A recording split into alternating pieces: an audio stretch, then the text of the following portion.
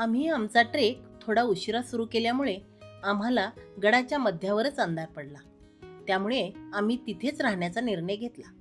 सुदैवाने आम्हाला एक झोपडी मिळाली आणि आम्ही तिथे टेंट लावला.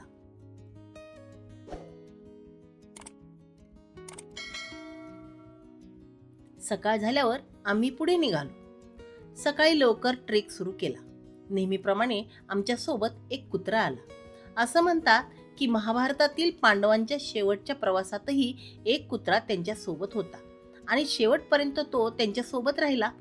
तसंच या ट्रेकमध्येही हा कुत्रा आमच्या सोबत पूर्ण वेळ राहिला. जणू हा आमचा वाटाड्याच असावा.